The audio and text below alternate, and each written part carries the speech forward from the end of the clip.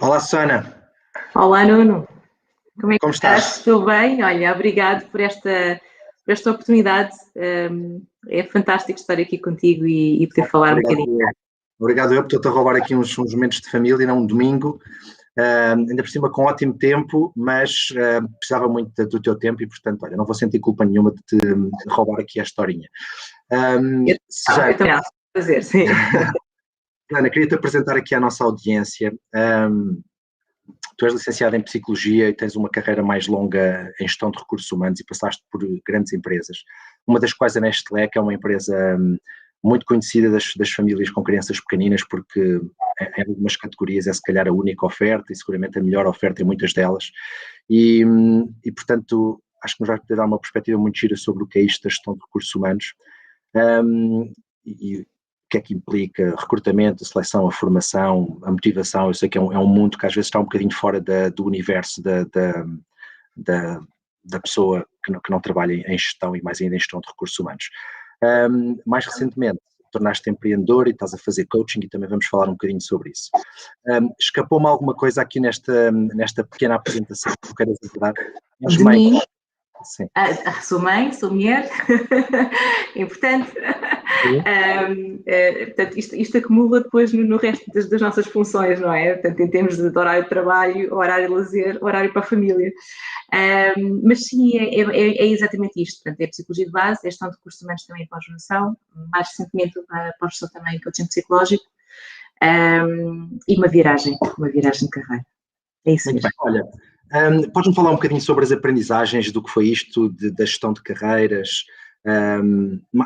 Se calhar, não sei se a Nestlé foi para ti uma escola particularmente importante em relação às outras empresas, queres tratar todas por igual ou se queres te focar nesta? Nós temos a ideia que a Nestlé é uma empresa amiga dos seus funcionários e acredito que tenha particulares cuidados, se calhar mais ainda com famílias, com crianças pequeninas. E eu acho que este é um ângulo interessante para nós explorarmos. O que é isto de gerir carreiras de pais e de mães com crianças pequeninas? Que cuidados é que isso requer? Que necessidades particulares é que eles te pedem, por exemplo? Ok, olha, é assim, eu comecei a minha carreira em consultoria e ainda bem que eu era solteira na altura, porque eu vinha dormir a casa, havia semanas em que eu via os meus pais, na altura ainda vivia com os meus pais, ao fim de semana. Era bom, fazia Porto, Coimbra e depois vinha dormir a casa no final da semana. Adorei a experiência. Depois passei para o lado do cliente, porque queria muito passar para o lado do cliente, portanto entrei também numa outra multinacional ligada ao fitness. E entrei também na área do recrutamento. Adorei. Se calhar era importante dizermos porque é uma grande marca, sim. Exatamente, pronto, olha, não estava aqui na indecisão de dizer ou não dizer, sim, Homes Place. É uma grande marca, é uma empresa que realmente preza pela inovação, acima de tudo pela adaptação. Eu nunca conheci nenhuma empresa que se adaptasse tão facilmente à mudança, no sentido em que vamos implementar e já implementamos. Ok? Portanto, os recursos humanos lá, ou seja, e as pessoas que lá trabalham são fantásticos, portanto, gostei muito da experiência, estive lá há 5 anos. A Nestlé surgiu há 11 anos atrás, e surgiu de uma maneira espetacular. Eu tinha um sonho um dia trabalhar numa empresa deste género. Pois é, a Nestlé é aquele sonho, não é? Nós crescemos com a Nestlé. Quem é que não conhece Cerelac? Quem é que não conhece, fosse um Nestum, no nosso tempo eram os Nestums, havia muitos também, não é?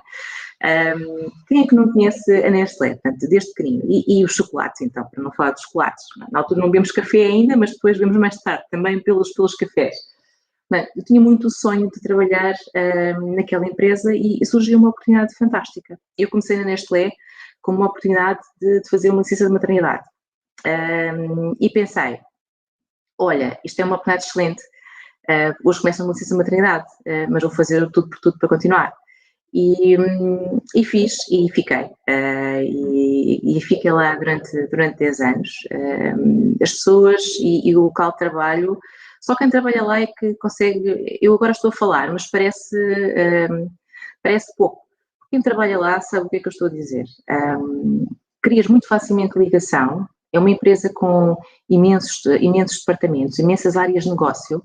Cada área de negócio, eu quase me atrevo a dizer que é uma empresa individual. E a tua perspectiva de carreira é aquela que tu também te propuseres a fazer e sendo que a empresa te dá uma panóplia imensa de oportunidades de tu fazeres uma evolução, crescer horizontalmente ou verticalmente. Acima de tudo, o crescer horizontalmente não é um crescer em termos de liderança, mas é um crescer em termos de desenvolvimento de novos conhecimentos. Sabemos cada vez mais que hoje em dia a adaptabilidade é muito recrutada. Pronto. Depois, o ser mãe na Nestlé teve um sabor especial. Eu entrei na Nestlé e só fui mãe em 2014, portanto, já entrei há muitos anos, entrei em 2010, fui mãe em 2014. Bom, durante aqueles primeiros 4 anos, o que é que eu sentia? Olha, eu sentia, é quase mal comparado com ser trabalhador estudante.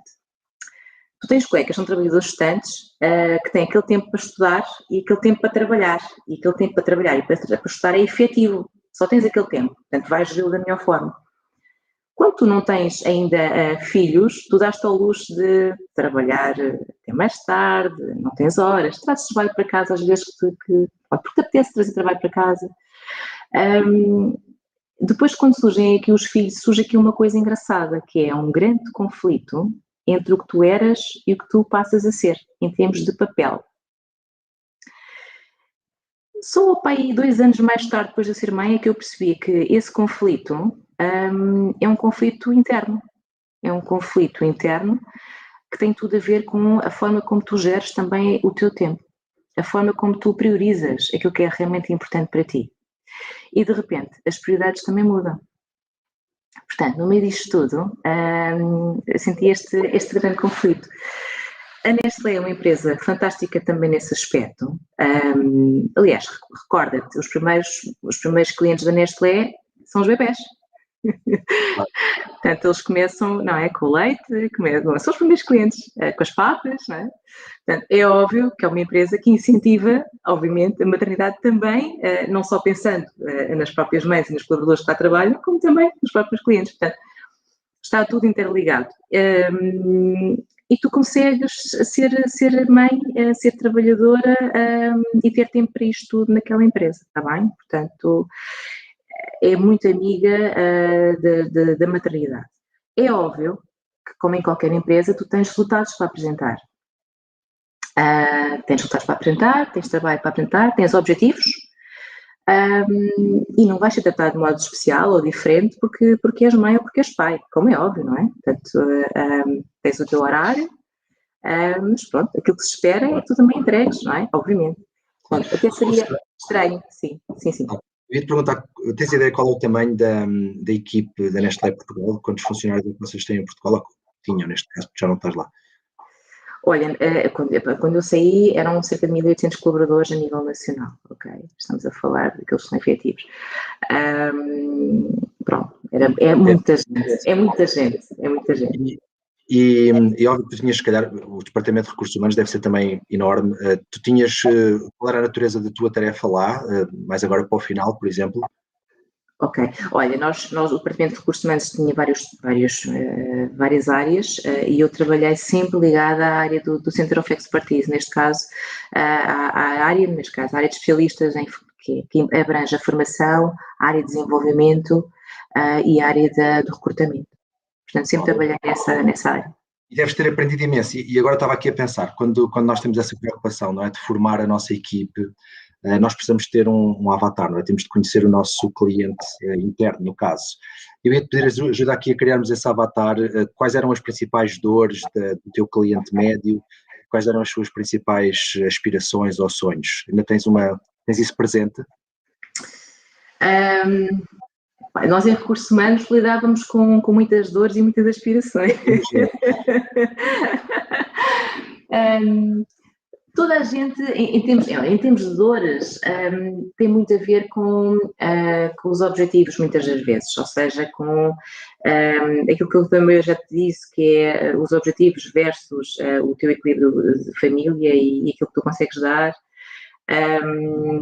Os objetivos eram de facto desafiantes, ou seja, obviamente, mas são execuíveis, todos os objetivos são SMART, ok? Portanto, são específicos, são mensuráveis, são alcançáveis, são realistas e são num tempo definido. Portanto, todos eles todos eles são definidos no início de cada ano e são realistas. Agora, claro que são sempre desafiantes. Eu acho que essa era uma dor muitas vezes que as pessoas tinham, dos seus próprios objetivos. O tempo de trabalho que às vezes acontece que tu não consegues gerir bem o teu tempo de trabalho, porque há coisas que acontecem. Nem todos os dias nós podemos trabalhar 8 horas por dia. Há dias em que tu trabalhas menos porque realmente consegues ser eficiente, há outros dias em que tu tens um dia cheio de reuniões e no final dessas reuniões acabas por ter outras coisas para fazer. As reuniões, tal como noutras empresas, são muitas. Eu acho que isso também era uma dor sentida por muitos de nós, que é, tu passas um dia em reunião e sais de uma, entras noutra, pronto. Naturalmente, às vezes equipas internacionais, às vezes dentro da própria empresa a nível nacional, portanto, equipas internas, portanto, tudo bem. Mas depois, no final do dia, há uma série de tudo que ficam por fazer. Sendo que, para além disso, também trazes trabalho das próprias reuniões, não é? Então, imagina, este é um bocadinho frustrante para muitos colaboradores. Há outras alternativas. Se calhar, fazer menos reuniões ou ser mais efetivo nas reuniões. O português tem esta questão, que é, vamos fazer uma reunião para resolver um assunto. Fazemos uma reunião, não resolvemos o assunto e trazemos muitas das vezes mais algumas coisas para fazer. Portanto, depois fazemos a outra reunião, que é para falar sobre aquele assunto, mais as outras coisas. Pronto, acabamos por ser todos assim. Aqui já não faltam especificamente em relação à empresa. Eu acho que é da nossa natureza sermos também assim. Portanto, eu acho que se melhorássemos aqui um bocadinho esta eficiência, as pessoas sentiam menos dor, está bem? Portanto, isto para falar aqui das dores que nós sentíamos lá. Era muito isto. E recorda-me, qual é que era a outra questão? Os sonhos, as aspirações médias. O que é que achas que o colaborador médio mais aspira e que tem que ser uma aspiração que a gente não consiga ajudar, não é? Portanto, ele se calhar, se quiser ser astronauta, não está no sítio certo para ajudar-nos. Mas às vezes há outras aspirações, podem ser aspirações de carreira, familiares, pessoais, não é? Para uns é rendimento, para outros é aprendizagem, para outros é estímulo. Eu não sei até que ponto é que a cultura depois também escolhe, tem um viés na escolha que torna isto se calhar um bocadinho mais harmonioso, não é? Se calhar se todas as pessoas estiverem alinhadas com a cultura, logo a montante a coisa torna-se fácil. Ou se vocês deixam a cultura rolar um bocadinho mais espontaneamente e recrutam pelas competências e depois deixam a empresa ser afetada pela cultura de cada pessoa. E se tu tens uma preferência, não sei. Olha, a Nestlé recruta competências, ok? E recruta competências e recruta dentro das competências, para além dos hard skills, os soft skills, está bem? Portanto, isto porquê? A empresa tem uma cultura, como tu disseste, uma cultura organizacional, mas também tem uma série de valores pelos quais as pessoas são também avaliadas todos os anos na sua avaliação de desempenho e que é esperado de cada um dos colaboradores. Portanto, imagina, é óbvio que uma pessoa de fora não conhece estes valores, não conhece aquilo que é esperado, vai conhecer depois quando lá está. Aquilo que nós tentamos fazer, ou tentávamos fazer na altura, era recrutar pessoas que eventualmente percebêssemos que estavam alinhadas, ou dentro o mais possível, com o que são os valores fulcrais da empresa. Portanto, são os valores pelos quais a empresa não vai abdicar nunca. Portanto, aqui o que eu sentia é as pessoas adaptam-se naturalmente, sabes? O que é importante é recrutar realmente a pessoa com a capacidade que é esperada para aquela função, ou seja, em termos de competência, soft skills também e hard skills, claro. Há muitas coisas que se ensinam, tu ensinas muito daquilo que é a parte técnica. Agora, há outras coisas que são traços de personalidade que muitas vezes ou tens ou não tens. E isso acaba por ser muito importante em cada vez mais empresas, não é? Até porque isso depois também te vai dizer muito como é que vai ser a forma como a pessoa se vai adaptar. Ou não é? Claro. Olha, e aqui entre nós, agora lembrei-me, estava-te a ouvir, estava a pensar aqui numa dor de muitos empreendedores, eu certamente já tive e conheço muitos amigos que gerem empresas e que também estiveram. Quão frequente foi, na tua experiência, contratares uma pessoa que no primeiro momento parece uma estrela, vai arrasar, checa todas ou pica todas as caixinhas que tu querias, e depois, passado uns tempos, desmotiva, ou tu sentes que pronto, já não está a produzir, ou perdeu se calhar o seu drive. Não sei, foi frequente na tua carreira encontrar casos destes? Sentiste dificuldade tu próprio nisto, em manter a tua motivação ao longo do tempo? E é a culpa, não é? Da culpa da empresa, a culpa é do funcionário, não se deve falar em culpas. Que ferramentas é que nós devemos pôr em cima da mesa para evitar isso? Se calhar vamos entrar já. Sim, olha, eu ainda não, só para terminar a outra questão que tu me colocaste, é que as pessoas procuram também aspirações e desenvolvimento, oportunidades de desenvolvimento de carreira, está bem? Desenvolver carreira como? Eu quero ser aquilo, como é que eu chego lá? Quero ser aquela função, como é que eu chego lá? E o que eles esperam é que a empresa lhes proporcione essas oportunidades de carreira, ok? Para isso também existem recrutamentos internos, existem anúncios internos que o fazem também, exatamente com este objetivo. Portanto, isto para responder a outra questão. Pronto, agora em relação a esta questão, esta última, sim, já me aconteceu. Olha, sabes que os recrutadores não têm culpa de tudo. não querendo achar que são fatores externos, às vezes enganamos, às vezes cruzamos testes de personalidade, cruzamos testes psicotécnicos, cruzamos entrevistas que fazemos baseadas em competências também, portanto são entrevistas bastante específicas, com questões específicas para avaliar determinados traços. Ou seja, normalmente nem é só entrevistado por uma pessoa, é entrevistado por uma pessoa, pelo line manager, às vezes pelo business partner. Imagina, sim, nós enganamos. E já aconteceu enganar, e já aconteceu a pessoa não se adaptar à equipa, ao line manager, pronto, à própria cultura da organização. Ok? E vou-te apresentar um exemplo, uma pessoa que esteja habituada a estar em pequena empresa e entra numa multinacional, vai ter um choque daquilo que é a própria organização e modus operandi de uma multinacional.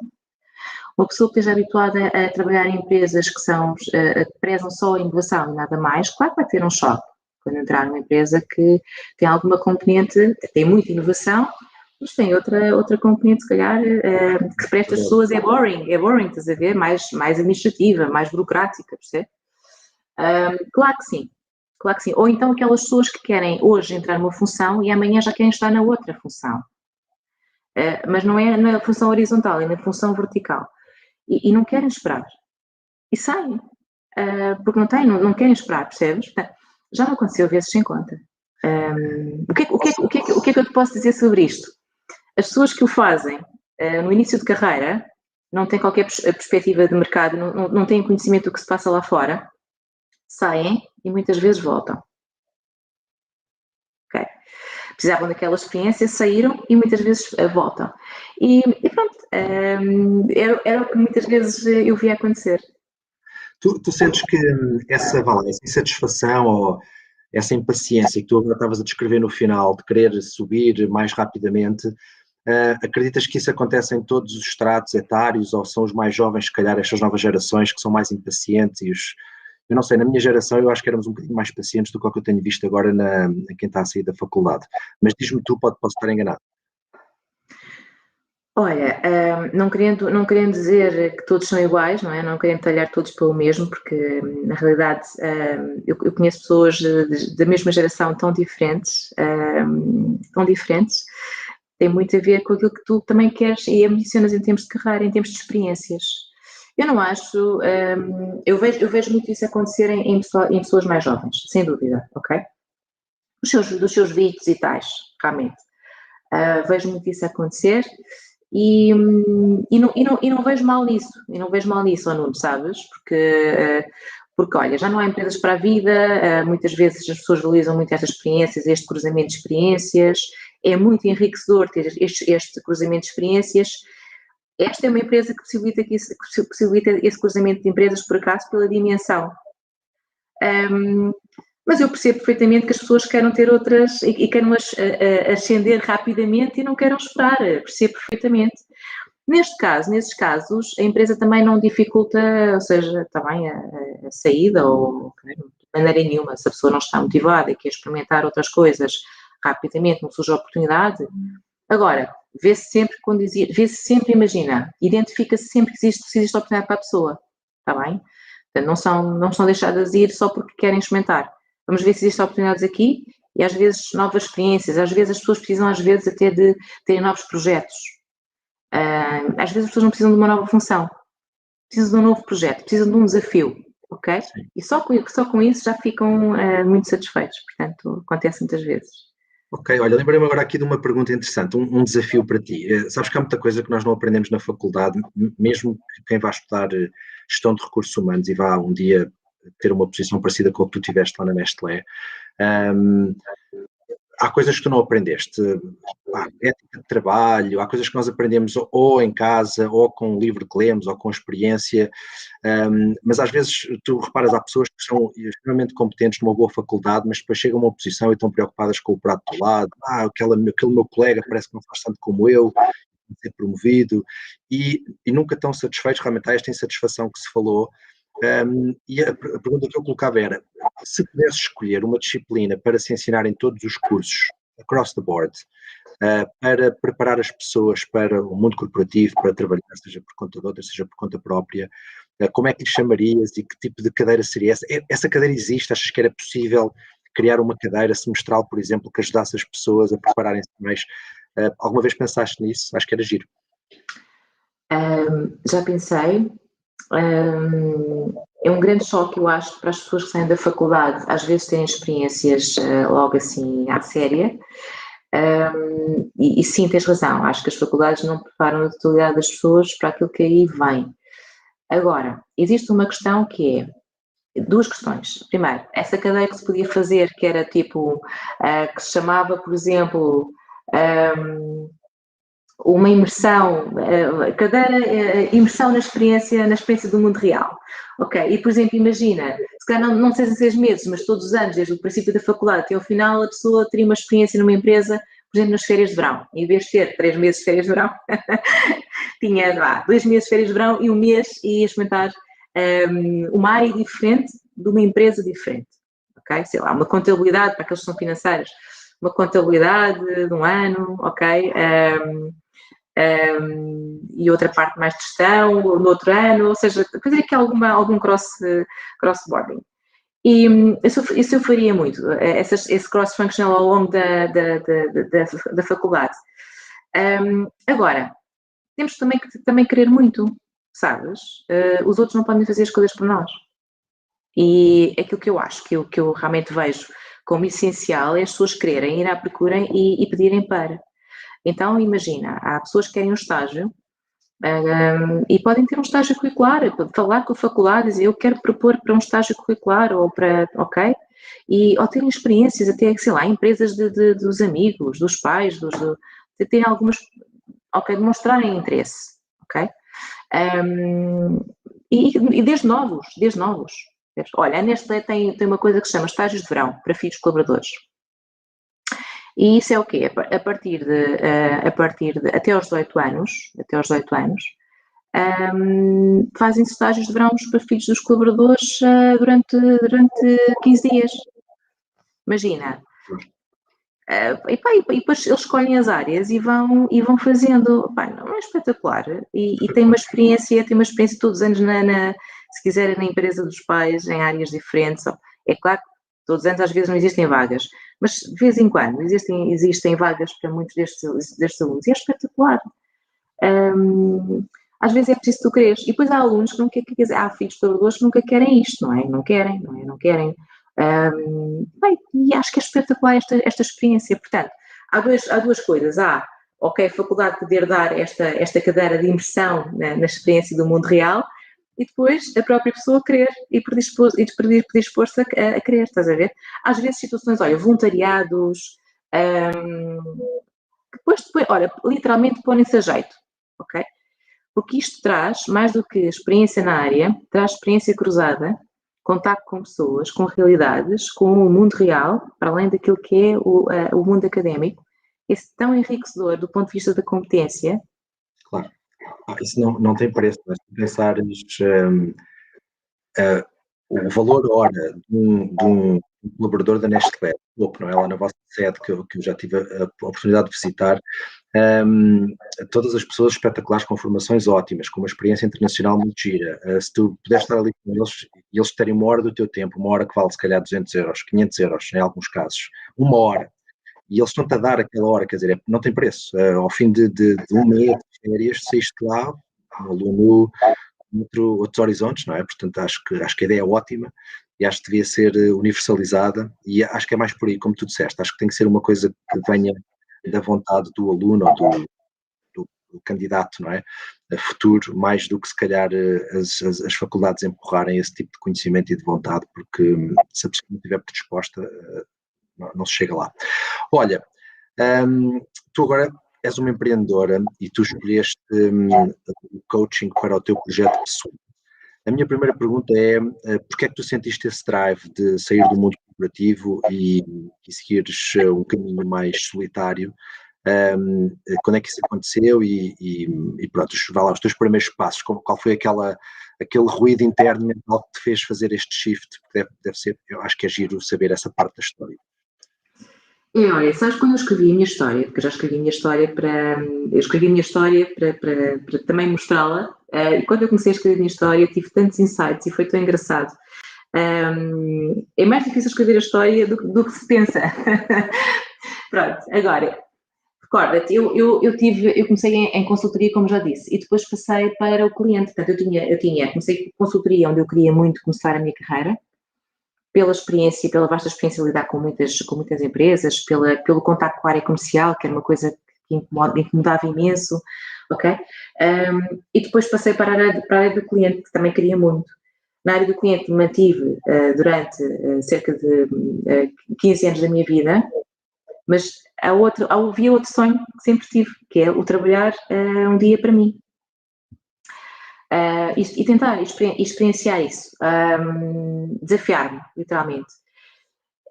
Não quis fazer muito incidência disso, percebes? Acho que às tantas é deixar fluir e deixar ver se realmente faz sentido em todas as fases da tua vida. Dá 2 anos para cá, mentira, vou-te dizer mais, dá 3 anos para cá, há 2 anos e meio, eu comecei a sentir que eu não ia com aquela felicidade para o trabalho que eu ia todos os dias. Eu sou uma pessoa feliz naturalmente, sou muito grata por aquilo que tenho e não sou mais do que as outras pessoas, é a minha forma de estar, eu agradeço aquilo que tenho todos os dias e sou feliz naquilo que tenho, então também sou feliz no trabalho, também sou feliz a fazer aquilo que faço. Quando eu comecei a sentir que acordava e não estava feliz a ir para o local de trabalho e que não tinha a ver com o local de trabalho, quando comecei a perceber que afinal não era o local de trabalho e não eram os outros que estavam a ter a culpa, era eu que estava a acontecer alguma coisa comigo, comecei a perceber que se calhar estava na altura de começar a pensar em mudar. Portanto, eu já era mãe, não é? Na altura, obviamente. Portanto, o Gabriel neste momento tem 6 anos, o Vicente tem 10 e na altura eram bastante mais novos. De qualquer das maneiras, portanto, também era super desconfortável uma decisão naquela fase da vida, não é? Depois dos 40, todas as decisões às vezes são mais desconfortáveis, começas a pensar de outra maneira. Agora, eventualmente também ou era agora ou não era nunca. O coaching foi uma coisa que sempre foi, devo muito à Nestlé, deixa-me dizer-te. Comecei a ter formação em coaching passado pouco tempo de ter entrado na Nestlé. Como estou certificada em coaching dentro da Nestlé, também comecei a ser coach dentro da Nestlé. Esta experiência que eu ia tendo enquanto coach na Nestlé fez-me cada vez mais gostar daquela profissão, daquela área. Eu fazia também paralelo à minha função, fazia parte da equipa dos recursos humanos, havia alguns coaches internos que acompanhavam outros colaboradores, sempre ligada à performance e à avaliação de 360, naquela de devolução dos dados 360 e fazer um pequeno acompanhamento aliado à avaliação 360, mas era uma paixão, tornou-se uma paixão para mim. Depois comecei a ter alguns feedbacks de pessoas a dizerem assim, olha, que gostavam de fazer, achavam que eu fazia bem, ou até achavam que eu ia ser uma boa coach se continuasse, e olha, e por que não? E eu comecei a gostar muito. E depois houve uma altura em que eu vi uma pós-graduação em coaching psicológico na Faculdade de Psicologia de Lisboa. Eu sou psicóloga de formação. Eu acredito muito, pronto, perdoem-me todos os restantes coaches, mas eu acredito muito nas bases da psicologia. E acredito muito naquilo que está investigado, que é científico. E, portanto, um coaching psicológico para mim fazia-me toda a diferença. Despertou de uma maneira que eu pensei assim, isto é para mim, eu vou me inscrever. E olha, candidatei-me, inscrevi-me e comecei a fazer o curso. Neste período, entre o inscrever-me e começar a fazer o curso, foi a altura em que eu tomei a decisão de sair da Nestlé. Ok. Talvez das decisões mais difíceis em termos profissionais que eu tive até hoje. Muito bem. E ao longo desse período, e óbvio que no início seguramente tinhas uma ideia sobre o que é que ia ser o coaching psicológico, durante o curso outra ideia, e agora tens outra ideia que amadureceste isso e começaste a exercer. Em termos gerais, como é que tu ajudas o teu cliente hoje em dia? Olha, eu durante o curso fui coachee o tempo todo. Fui coach o tempo todo. É uma verdadeira experiência de mudança. Na Nestlé eu também já tinha sido coachee e coach. A experiência de mudança é muito grande e olha, eu vou-te dizer, se eu pudesse aconselhar todas as pessoas, não querendo puxar a base à sardinha porque não tem nada a ver com puxar a base à sardinha, porque como te digo, eu também sou coachee ainda hoje. É espetacular, é espetacular passar por este processo de transformação, identificar o potencial que existe em nós. Como é que eu faço como é que eu faço o meu trabalho? Eu sou psicóloga e, portanto, tudo aquilo que eu faço está certificado também, tem certificação e pós-graduação em coaching psicológico. E aquilo que eu faço com os meus coaches é ajudá-los nestes processos de mudança, sempre com esta base da teoria da psicologia, porque o coaching psicológico, para quem não sabe, é uma especialidade avançada da psicologia. E, portanto, as teorias que nós usamos durante o processo de coaching são muitas teorias que nós usamos, aliás, são claramente as teorias que estão na base da psicologia. Portanto, cada psicólogo, coach, tem alguma abordagem específica, ou seja, uma abordagem singular, mas existem uma base, uma linhagem, ok, transversal a todos nós. Depois estamos todos ligados à ordem dos psicólogos e é uma entidade, acima de tudo, que é uma atividade regulada. Isso para mim é muito importante. Descobri que tenho mais ética do que eu imaginava que tinha. As outras profissões, ou seja, o coaching do ICF também, obviamente, tem um código de ética, está bem? Não estou a dizer que não. Mas eu gosto do nosso código de ética. Então, olha, e estou a abraçar este desafio de uma forma muito engraçada, que é, tenho descoberto tanto de mim, e até podia dizer que tenho descoberto muito de mim na questão do Covid, mas não, eu tenho descoberto muito de mim porque me ponho a jeito. O Covid também é só mais uma função, é mais um fator de descoberta. Tenho estado muito na zona de desconforto, tenho conhecido algumas capacidades em mim que desconhecia, porque nunca estive fora de uma empresa. Ou seja, eu sempre estive ligada a uma entidade patronal. É como eu costumo dizer às vezes, para saberes nadar, tens que te afastar um bocadinho da margem. Que queres entrar em mar alto, afasta-te um bocadinho da margem e percebes se sabes nadar ou não. E neste momento é como eu me sinto. Estou em mar alto, estou a descobrir oportunidades de trabalho, adoro formação e não te vou mentir, tenho muitas saudades de estar com muita gente todos os dias, tenho muitas saudades da minha equipa de trabalho, porque tínhamos um ambiente excepcional. Agora, é um mundo, portanto, neste momento sinto mais isolada, ou seja, menos este contacto com a equipa de trabalho, mas o contacto com pessoas é diário, portanto, pronto, é a minha função e é aquilo que eu mais amo. Portanto, a minha experiência no coaching psicológico tem sido muito engraçada. Eu estou também, e vou continuar a ter, nós normalmente temos supervisão, portanto, temos sessões de supervisão e de intervisão. Intervisão entre colegas, supervisão com professores, também para garantir que as nossas técnicas de trabalho estão validadas e são aquelas que nós devemos utilizar com os nossos coaches. Os meus coaches, eu já coloquei alguns testemunhos no meu Instagram, mas olha, eu acredito que estejam satisfeitos.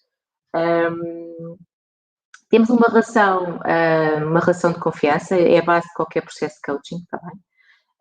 Temos uma relação confidencial, uma relação de confiança e, acima de tudo, muito orientada para aquilo que são os resultados deles, está bem? Eles gostam. Eu trabalho muito a componente biológica em primeiro lugar, ou seja, imagina, numa pirâmide, tu tens 3 componentes essenciais de trabalho, para mim são fundamentais, que é o sono, a alimentação e o exercício físico. Exercício físico, eu coloco aqui atividade física, porque o exercício físico às vezes pode ser demasiado, algumas pessoas não gostam mesmo.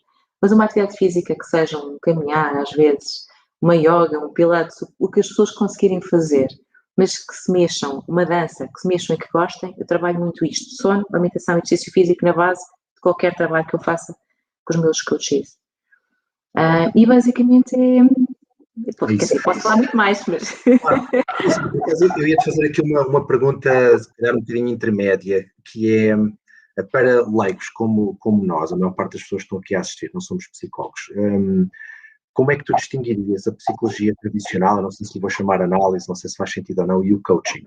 Eu acho que muita gente tem ideia, se calhar é a minha, se eu tivesse que descrever o coaching era, se for dado por um psicólogo, é a psicologia se calhar com esteroides, temos um prazo mais curto, temos, se calhar a tua prioridade é mais a performance da pessoa ou já tentar atingir um determinado objetivo, ferramentas que atalham um bocadinho mais. Mas diz-me tu, por favor, como é que tu distingues a psicologia tradicional, analítica, típica, tipo, eu estou com um problema, quero ir falar com um psicólogo, de uma pessoa que procura um coach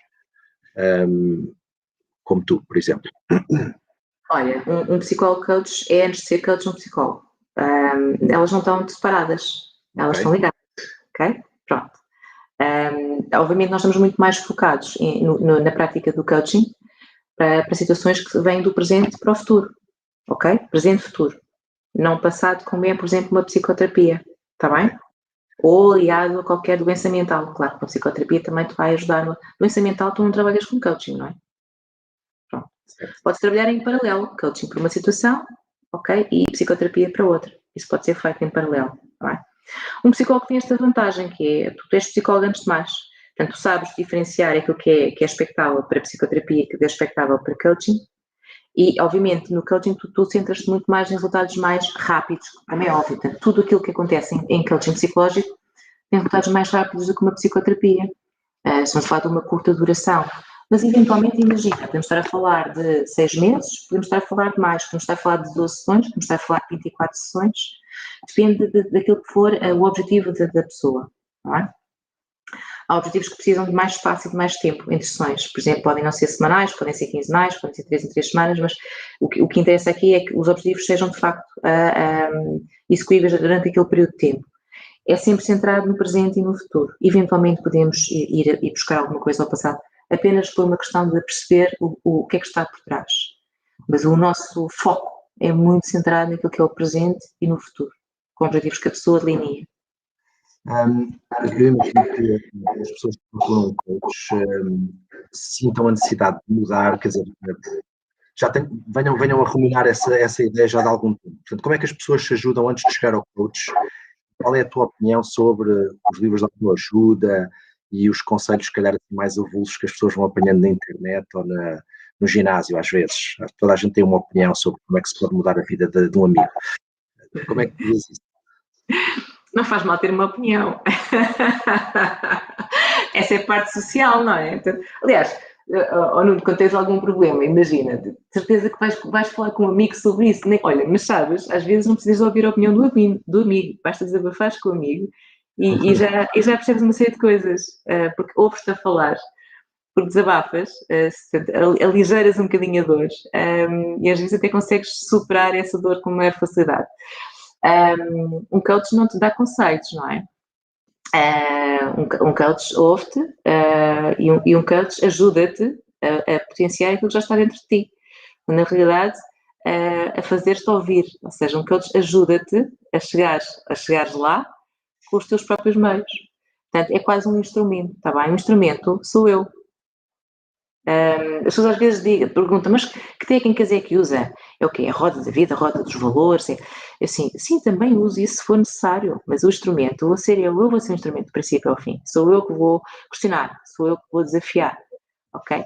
É comigo que vai conversar, é comigo que vai escrever, é comigo que vai mudar e vai experienciar algumas coisas que até hoje não experienciou. Portanto, eu sou instrumento. Portanto, aqui não faz mal, as pessoas cada vez mais têm acesso à informação, percebes? Portanto, é difícil dizer para não consultarem livros de autoajuda. As pessoas querem ferramentas para as ajudar a chegar lá.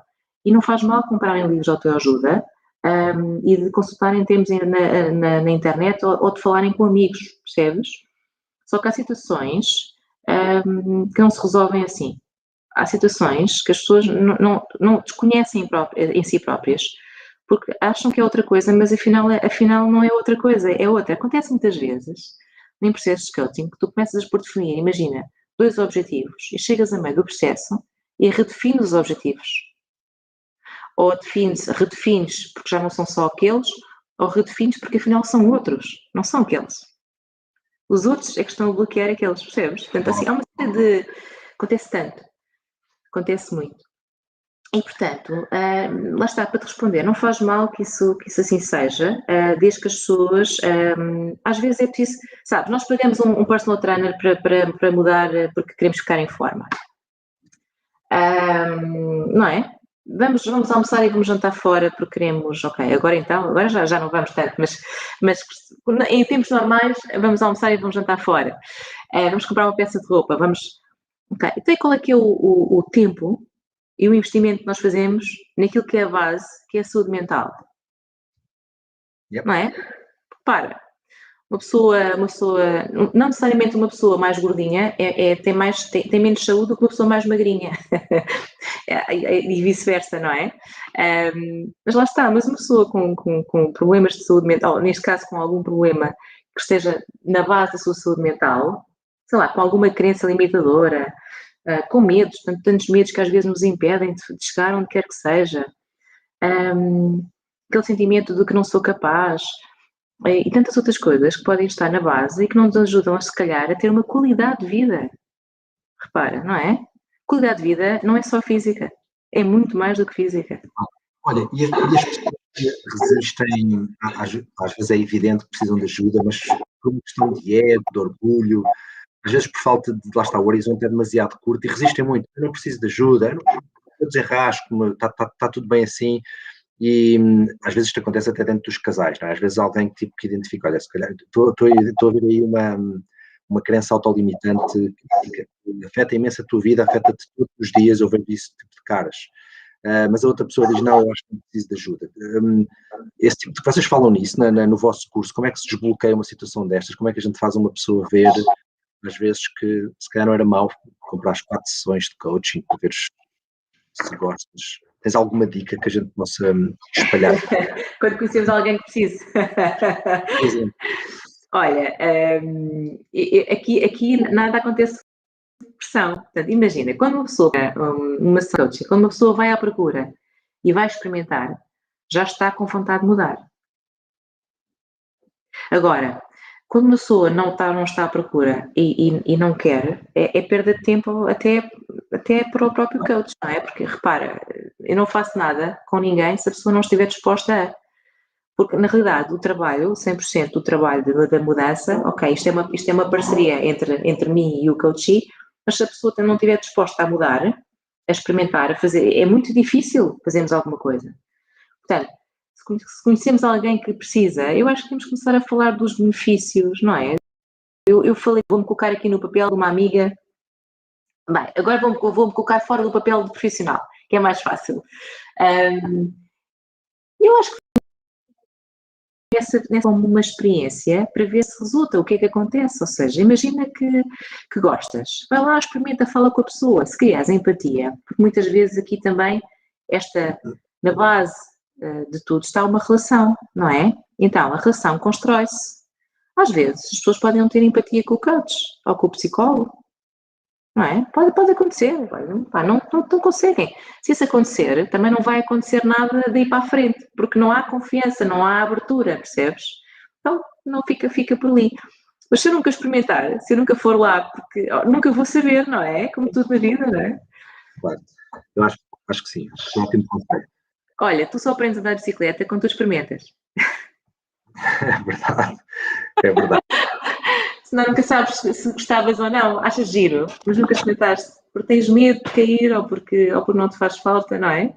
Já vamos também falar um bocadinho de bicicletas também por causa do teu marido, que vai ser uma parte gira da nossa conversa. Olha, Susana, tu tens um nicho em particular no teu coaching, ou pelo menos uma parte da tua marca, é a liderança sem culpas. E até tens tens um spin muito importante para mulheres, que eu percebo que às vezes possam estar um bocadinho menos receptivas, e portanto tu criaste uma mensagem muito gira à volta disto. Porquê a liderança sem culpas? Como é que te lembraste disto? Era uma dor que tu tinhas do passado? Geralmente isto tem uma gênese interessante, estas escolhas. Exatamente. Sabes, não é? Ou seja, normalmente o nosso avatar somos nós, não é? Normalmente o nosso avatar é o público-alvo, para quem não sabe, não é? Porque o avatar somos nós, a dor, a liderança sem culpas. Fui eu. Fui eu que pensei, ok, o que é que me está a impedir o que é que me está a fazer sentir culpada? Porquê é que eu me sinto culpada enquanto mãe, enquanto mulher, enquanto profissional, enquanto pessoa? Porque depois tudo interfere, não é?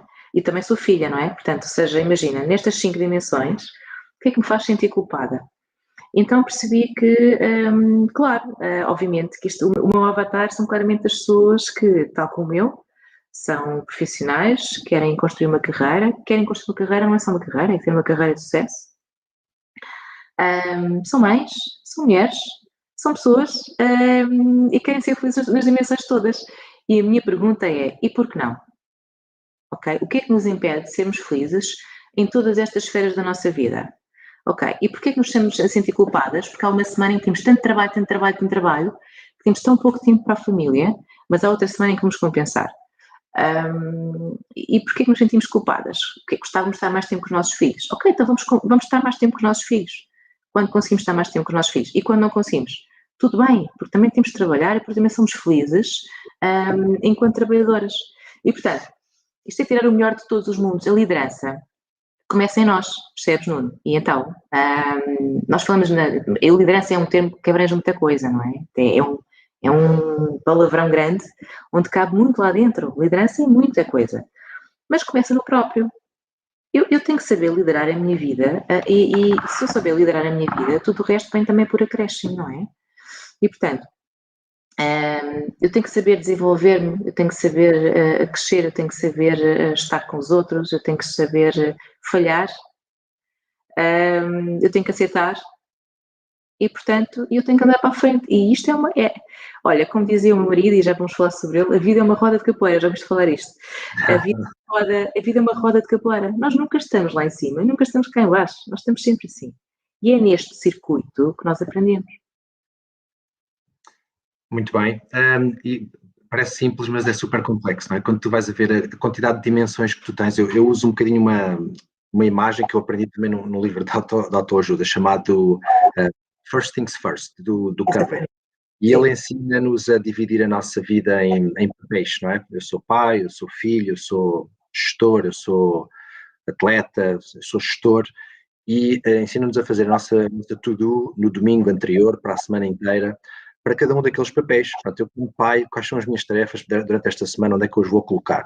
E, portanto, não nos esquecermos realmente desses nossos papéis e, obviamente, torná-los prioritários, não é? Porque se depois estamos a apagar focos a semana toda e a responder ao e-mail e nada daquilo é efetivamente o nosso papel, entramos no modo reativo e, portanto, deixamos cair um conjunto de coisas importantes para responder a coisas urgentes e que não são necessariamente importantes, e, portanto, eu sei que esta distinção é complexa. E isto aconteceu numa altura super difícil, quando eu estava no Brasil, imigrado, longe da família, e foi precioso conseguir encontrar esse insight e começar a trabalhar nele. Mas às vezes é super difícil, às vezes passar esta mensagem, mas ainda em pouco tempo, e para quem não seja um profissional, então eu diria que é quase impossível. Portanto, acho que é todo aconselhável procurar um profissional que nos possa ajudar e guiar. Às vezes há pessoas que precisam se calhar só de um toquezinho, há pessoas que precisam de mais tempo e de montar, não é, algumas barreiras. Eu ia-te perguntar, há pouco falaste em coisas muito importantes, a questão da alimentação, da atividade física, do descanso, claro que sim. Que tipo de outros conselhos práticos é que nós podemos dar a uma pessoa para começar a entrar, se calhar, num caminho mais harmonioso e sustentável, se não estiver já nesse caminho? Olha, respeitar-se a si própria e o gostar de si. Eu gosto da palavra autocuidado e autoestima. Eu gosto muito destas palavras, autocompaixão. Olha, então é assim. Porquê é que nós não celebramos mais os nossos sucessos? Nós queremos um resultado final, mas até o resultado final chegar, nós temos pequenos sucessos. E o que nos move para o resultado final são exatamente estes pequenos sucessos, o que nos motiva. Porque se fosse só um resultado final, nós provavelmente desmotivaríamos a meio do caminho. Imagina um ano, estás a ver? Imagina a meio do caminho, eu não conseguia ter pequenos sucessos, provavelmente eu ia desmotivar. Estes pequenos sucessos, a minha pergunta é, quantas vezes é que nós os celebramos? Celebrar é agradecer, e agradecer porque nós conseguimos mais alguma coisa, ou seja, olhamos para dentro e pensamos, epá, eu consegui, eu estou a conseguir aos poucos coisas que são pequenas, mas que são tão significativas para mim, e às vezes isto acontece semanalmente, às vezes acontece diariamente. E a minha pergunta é, e porquê nós não celebramos isto? E celebrar aí jantar fora, ou almoçar, ou passar umas férias? Não, ou comprar alguma coisa, seja o que for que nos dê prazer, mas vamos celebrar, nem que seja brindar a nós próprios. No final de um dia, porque não? É juntar o teu agradável. Portanto, sim, para mim isto é um dos conselhos que eu dou, as pessoas celebrarem mais. Depois, conectarem-se mais com elas próprias, ter o me time. Eu gosto muito do me time e falo muito disso aos meus coaches. Qual é que é o me time que tem para si? Quantas vezes está consigo próprio? Eu fazia aquilo que lhe apetece durante o tempo que lhe apetece durante o dia, ou seja, tem 5 minutos para estar consigo próprio, então o que é que vai fazer durante esses 5 minutos? Ou idealmente mais tempo, não é? Idealmente mais tempo. Em meia hora que tenha durante o dia inteiro, o dia inteiro antes de ir para a cama, o que é que vai fazer para si? Por si. 30 minutos que seja por dia, para fazer só aquilo que lhe apetece. Isto são pequenos segredos, às vezes, isto significa ter mais amor próprio. Nós somos mais importantes, porque se nós estivermos bem connosco, estamos bem com todos os restantes, com todas as restantes esferas da nossa vida, e as pessoas também que estão à nossa volta. Às vezes o parar para respirar, o inspirar e o expirar profundamente. Quantas vezes nós não precisamos de fazer isto? Levantar-nos um bocadinho, inspirar e expirar profundamente. Um tempo às vezes para meditar, que seja pequeno, 5 minutos por dia de meditação, seja conexão. Um caminhar lá fora, é tão importante isto, ler um livro, um pintar, olha, eu não sei pintar. E conheço uma pessoa que também não sabe, não diz que não tem muito jeito para pintar, mas que está neste momento a pintar. É parte criativa, não é? Que nos faz às vezes voar um bocadinho, sonhar um bocadinho, deitar cá para fora. É tão importante.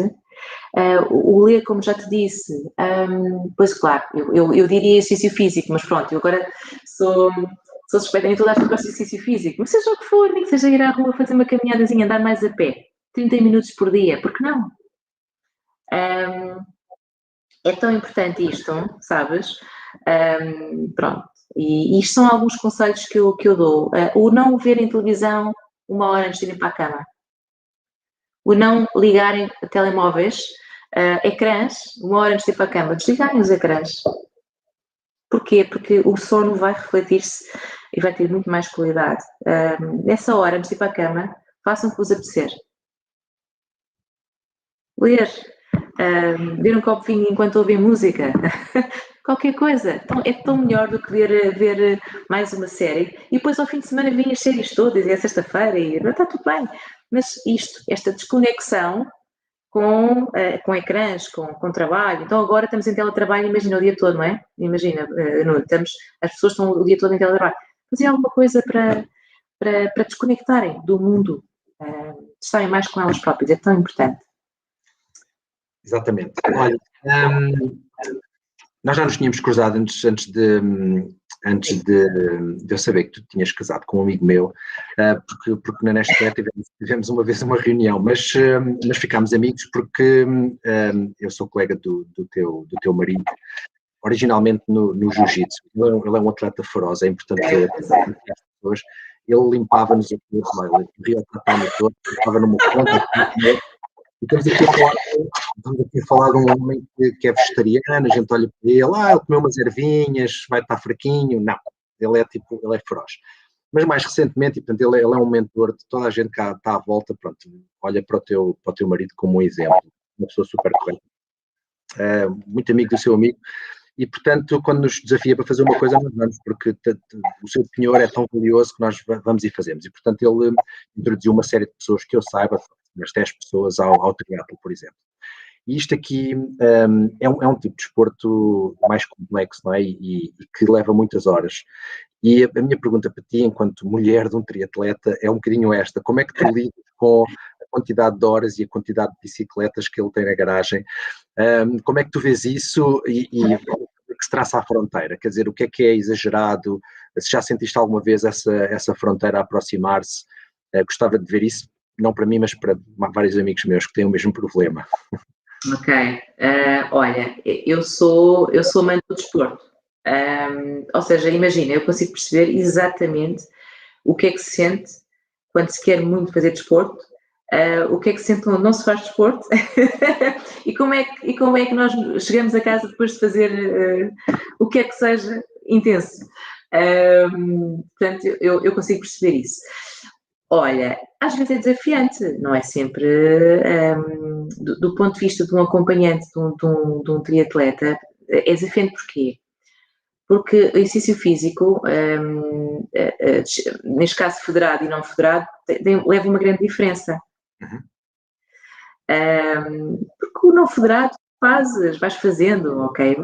Fazes, percebes? Fazes porque sentes benefícios e realmente e sentes essa necessidade.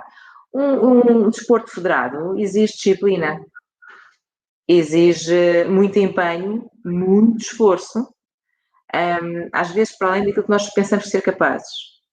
Mas eu também acredito que é exatamente isso que faz a diferença e que faz com que as pessoas queiram ser federadas e queiram cada vez mais este tipo de esportes, que é o superarem aquilo que acham que são capazes de fazer. É um superar de objetivos, um superar de capacidades, um verem que são capazes de muito mais. Isto aliado a outras coisas é uma arma muito poderosa, ou seja, acaba por ser um grande aliado. O que é fundamental? Aqui mais uma vez o descanso, não é? Pronto.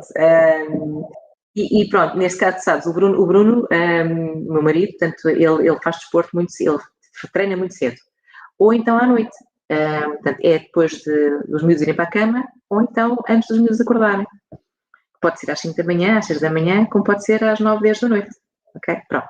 Daí para a frente. Tudo se faz quando nós gerimos muito bem a nossa agenda e quando nós temos aqui uma escala. Eu gosto da palavra escala, sabes? Porque é uma escala de casal.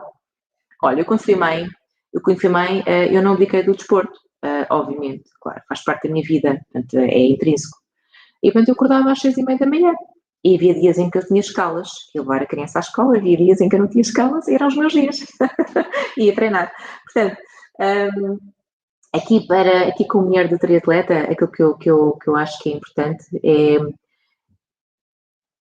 eu acho que é muito importante acompanhar e ajudar, percebes? E tudo é fácil a partir do momento em que nós compreendemos e que nós ajudamos. É um grande sacrifício, está bem? Ou seja, alguém vai estar em backup quando outra pessoa está a treinar 2, 3 horas, está bem? É normal. Alguém vai estar com as crianças, alguém vai estar a organizar coisas, a preparar coisas, obviamente. Mas quando é ao contrário, também sinto o mesmo, está bem? Ou seja, quando eu também preciso, não é? Também é bom. Mas tudo se faz, é como tudo na vida, acho que tudo se faz. Portanto, Nunca achaste exagerado, quando ele está a preparar uma prova longa e treina, sei lá, 15, 20 horas, 25 horas por semana, nunca achas, mesmo que seja às 5 da manhã e o Bruno se for às 4h30, às 4h30 ele está lá à hora, com as luzinhas ligadas e arrancamos. Mas nunca achaste exagerado, nunca te preocupou, não sei, às vezes pode sentir, caramba, isto é uma porção importante da semana e ou ele anda cansado, ou se calhar podíamos fazer isto ou aquilo e ele não consegue porque está estafado. Não sei, já senti isso. Sim, olha, já senti tanto que fiz uma sessão de coaching enquanto coachei só para trabalhar isso. Que fixe, sim. Como é que tinha solução? Tive um insight. Eu tive um insight, sabes? Porque, na realidade, o triatlo não é sempre lá em cima. Vocês treinam não é? Em zona baixa, portanto, vocês treinam, às vezes conseguem treinar uma frequência que é aceitável e execuível para o tempo de treino, ok? E, portanto, o conceito de saúde aqui também está muito na base daquilo que é o desporto. Portanto, é um desporto que é acompanhado por profissionais e a saúde aqui também está muito na base. Se me perguntares se eu me preocupo com o dia da prova, preocupo-me muitíssimo, muitíssimo, porque o dia da prova é uma violência. É uma natação, uma bicicleta, é uma corrida, então a corrida que é a última parte, eu acho que já ninguém deve ter coragem de desistir, e se desistir deve ser mesmo uma frustração, porque realmente é uma maratona. Agora, a preparação para lá, não, já estive mais longe de achar que era uma incongruência, percebes? Que era um desporto super, e já pensei, que era um desporto super difícil e que realmente, não, eu acho que hoje é um desporto que está muito na moda, está bem? Acho que é preciso aqui perceber se eu estou neste desporto porque eu quero muito ou porque está na moda, está bem? Porque vou estar a dar muito de mim. Agora, eu acho que é. Aliás, o Bruno não é a única pessoa à minha volta que. Eu tenho uma colega da pós-graduação de coaching que também está no triatlo. É uma admiração, eu vou-te dizer, é uma admiração. É uma admiração. Portanto, é o que eu tenho para dizer. E o espaço que ele ocupa na garagem, com a esteira, com as bicicletas, o equipamento todo, como é que achas disso? Vocês zangam-se muito? O que mais ocupa na garagem são os carros. Não, porque olha, as bicicletas conseguem ficar penduradas na parede, não é? Os carros não. A passadeira realmente também não consegue ficar pendurada na parede, ok. Mas a passadeira tem uma vantagem para quem gosta de esporte, é que eu também uso. Portanto, não. Agora, se me perguntares, se gasta muito dinheiro em equipamento triatlo, pronto, é mesmo assim uma coisa, sem dúvida. Mas pronto, agora é um investimento num desporto que se ama. Há pessoas que compram carros, mudam de carro todos os dias, há pessoas que têm paixão por relógios, mudam relógios e compram relógios quantas vezes por ano. E há outros que têm desporto, têm paixão pelo desporto. Why not? Sabes que eu costumo dizer,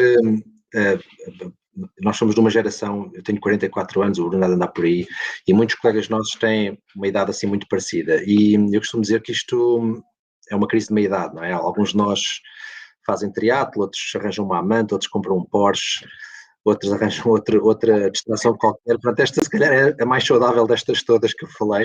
E pronto, o dinheiro às vezes também não é preciso ser nenhuma fortuna, não precisamos ter todos bicicletas a topo de gama, não é? E podemos sempre comprar as bicicletas usadas do Bruno, que são espetaculares. É verdade. Muito bem. Olha, Susana, muito obrigado por este bocadinho. Olha, igualmente, foi um prazer. E pronto, olha, foi uma conversa muito agradável. Eu também não tive aqui qualquer preparação, mas eu acho também que aquilo que as pessoas valorizam nestas conversas é nós falarmos sobre coisas que doem, sobre nós próprios, ou seja, nós próprios enquanto pessoas que erram, enquanto pessoas que vivem, não é? Enquanto pessoas também que falham, mas que aceitam, portanto, é a nossa vida, é a vida de qualquer ser humano. Ok, e agradeço muito esta oportunidade. Para mim foi espetacular e espero que possamos repetir em breve. Igualmente, estou disponível. Vamos lá. Obrigado. Um beijinho, até breve. Obrigada. Um grande beijinho, até breve. Obrigada.